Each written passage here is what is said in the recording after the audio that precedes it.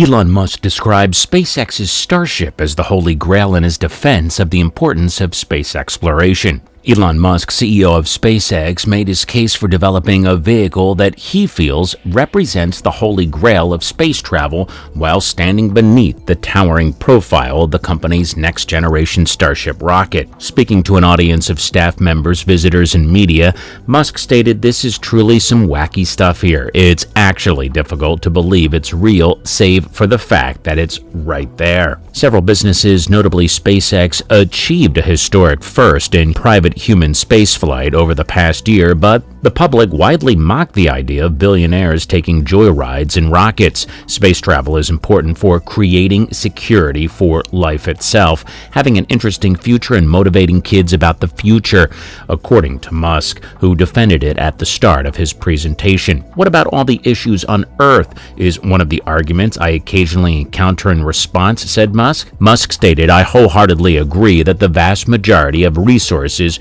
should be devoted to fixing problems on Earth." He claimed that more than 99% of our resources should be devoted to tackling problems on Earth, while maybe 0.5% should be devoted to space-related issues. SpaceX has been working on the almost 400-foot tall Starship rocket, intending to build a ship that can transport passengers and cargo beyond Earth. To create a human presence on other planetary bodies, such as the Moon and Mars, Musk emphasized the importance of the rocket. Musk argued that visiting Mars is far from being some type of escape hatch, since it will be exceedingly difficult, risky, and tough, refuting the notion that space travel is a frivolity.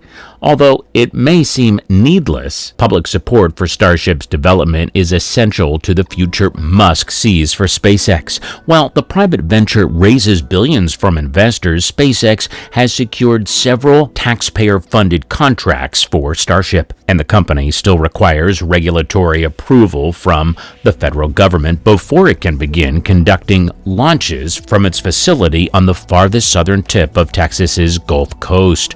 According to Musk, SpaceX's cost-effectiveness is the highest in history for any rocket development.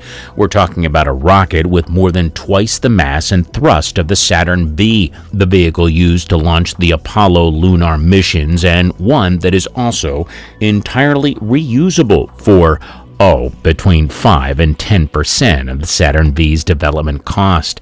Building a totally reusable spacecraft is clearly also much better from an environmental aspect, as rockets are often thrown after each launch, said Musk. By reusing the most expensive component of the rocket and landing it, SpaceX has gradually reduced the cost of its current fleet of Falcon 9 rockets to under $30 million per flight. Musk claims that the next generation rocket will be far less expensive per launch, even though Starship is many times bigger and is anticipated to have a multi-billion-dollar development cost. Musk stated, "I'm highly optimistic it would be less than $10 million. The capacity of Starship to carry a certain amount of mass into orbit with each launch, together with SpaceX's aim to completely reusing each rocket and booster in a manner Musk likens to commercial aviation, are the keys to that cost-effectiveness."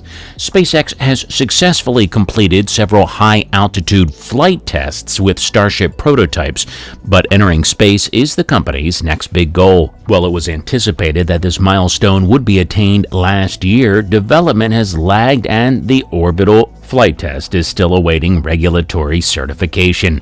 The Federal Aviation Administration must grant SpaceX a license, and the authority expects to finish a crucial environmental review in about a month. We may encounter a few hiccups along the way, but at this point, Musk is very certain that we will reach orbit this year. The second generation of Raptor engines, which power the rocket and its booster, is now Starship's biggest technological challenge. 7 Raptor engines are required for each Starship, and 33 engines are required for each super heavy booster.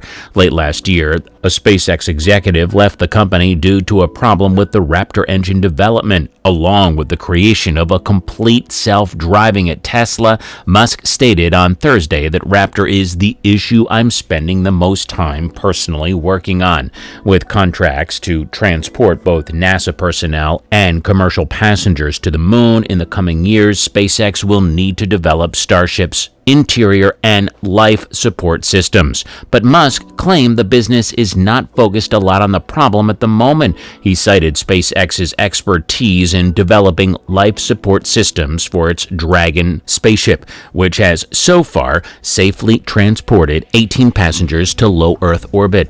The facility, known as Starbase, requires a confluence of elements, according to the SpaceX CEO, who also explained why the business selected this region of Texas for Starship production and launches. Musk underlined that given the requirement to launch eastward to help the Earth's rotation, the location offered a clear path to orbit. It has an excellent clear space as well, which is lightly populated. There aren't really many options left after that. Basically, it's this place in Cape Canaveral, Florida, according to Musk. Although work on the Starship rocket's research and development project has restarted at NASA's Kennedy Space Center, Musk claimed that SpaceX didn't want to disrupt the ongoing launch activities in Florida. Musk added that he believes Texas has the perfect amount of rules and regulations for the test project. Some neighbors in Cameron County have praised the company's explosive expansion for bringing jobs and tourists, while others have criticized it for uprooting a coastal neighborhood and jeopardizing the wildlife preserve near Starbase. During the early stages of Starship's development, multiple prototypes were tested and destroyed after failing. Starship's future in Texas is heavily impacted by environmental issues, but Musk said he is optimistic that SpaceX will be granted permission to proceed. We don't have a lot of information on the FAA's current situation. A rough indication that approval would occur in March has been provided to us, said Musk. He continued, I don't believe this will harm the environment.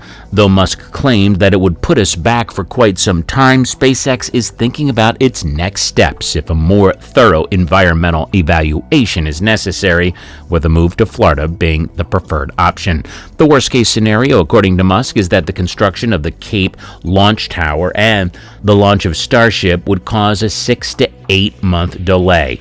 In that case, according to Musk, SpaceX would continue its advanced R&D work in Texas, including testing out the new design and new versions of the rocket, while Cape Canaveral would serve as the primary operational hub for Starship.